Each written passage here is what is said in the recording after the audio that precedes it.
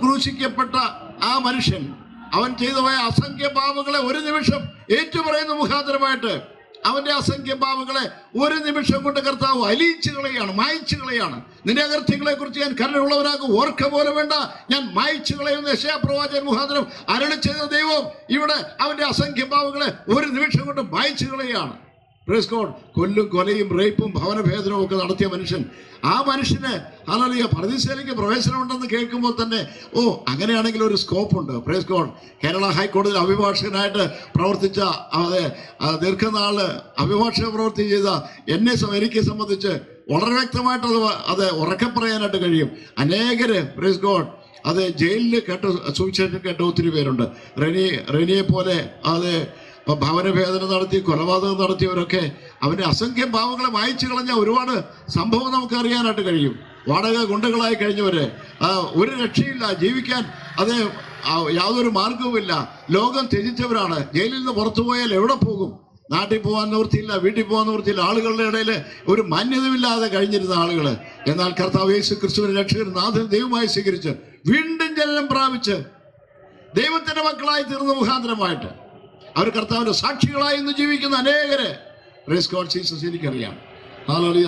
Murder കേസിൽ പ്രതിയായവര്, വാടക ഗുണ്ടകളായി പ്രവർത്തിച്ചവര് ഒക്കെ കർത്താവിന്റെ ഹല്ലേലൂയ സാക്ഷികളായി ജീവിക്കുന്നു. ന്യായാധിപന്മാരുണ്ട്, അഭിഭാഷകരുണ്ട്. Praise God Jesus.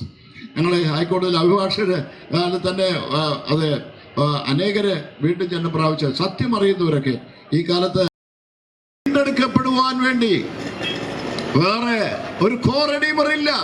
റിഡംഷൻ പ്രാപിക്കുവാൻ, വീണ്ടെടുപ്പ് പ്രാപിക്കുവാൻ, പിശാചിന്റെ രൂപത്തിൽ മോചിപ്പിക്കപ്പെടുവാൻ, ശാപത്തിൽ നിന്ന് മോചിക്കപ്പെടുവാൻ, പാപത്തിന്റെ അന്ധതയിൽ നിന്ന് മോചിക്കപ്പെടുവാൻ, മനുഷ്യന്റെ ആത്മാവിൽ ബന്ധിച്ച പാപശാപങ്ങളെ കഴുകിക്കളയാൻ ഒരേ ഒരു വഴിയേ ഉള്ളൂ.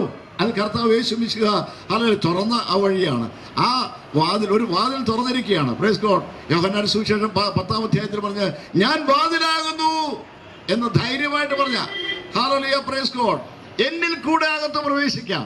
Praise God. എന്നിൽ കൂടെ കർത്താവ് യേശു ക്രിസ്തുവിൽ കൂടെ എങ്ങനെ അകത്ത് പ്രവേശിക്കുക, അത് പർദീസയിലേക്ക് എങ്ങനെ പ്രവേശിക്കാം എന്നുള്ളതാണ് കർത്താവ് ആ കാൽവരി ക്രൂശിലെ കള്ളന്റെ ആ മനുഷ്യന്റെ ഏറ്റുപറച്ചിൽ മുഖാന്തരമായിട്ട് അവിടെ ഉണ്ടായത്. കാരണം എസെക്കിയേൽ പ്രവാചകൻ മുഖാന്തരമായിട്ട് 18-ാം അധ്യായത്തിൽ കർത്താവ് പ്രഖ്യാപിച്ചതാണ്, ദുഷ്ടൻ തന്റെ ദുഷ്ടയിൽ മരിക്കുന്നതിന് എനിക്ക് അല്പം പോലും താല്പര്യമില്ല. മദ്യത്തിനും മയക്കുമരുന്നിനും സെക്സിനും അടിമപ്പെട്ട് ഗുണ്ടായുസം കാണിച്ച് ജീവിക്കുന്ന മനുഷ്യന് ഒരു സ്കോപ്പ്.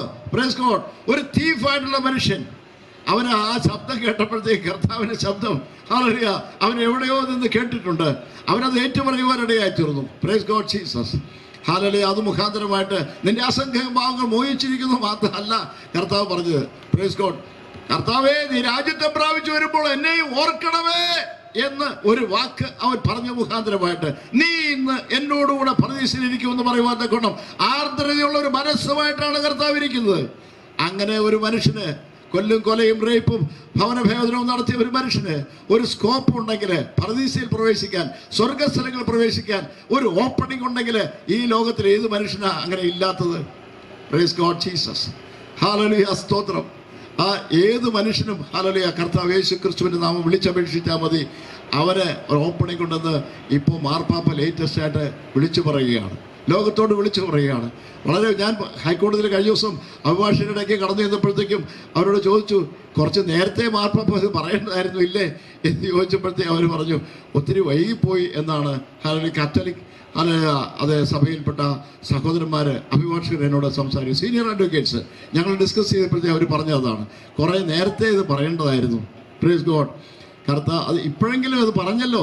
അത് മാർപ്പാപ്പയുടെ സന്ദേശം വീണ്ടും വന്നപ്പോഴത്തേക്കും അദ്ദേഹം പറഞ്ഞത് തിരുപ്പിറവിയെ ആഘോഷിക്കുന്ന ഈ സമയം തിരുപ്പിറവിയല്ല നിങ്ങൾ പറയേണ്ടത്, കർത്താവ് യേശു മിശിഹ വീണ്ടും വരുന്നു, അതാണ് ഇപ്പോൾ പറയേണ്ടതെന്ന് പത്രമാധ്യമങ്ങളിൽ കൂടെ നമ്മൾ വായിച്ചു കേട്ടതാണ്.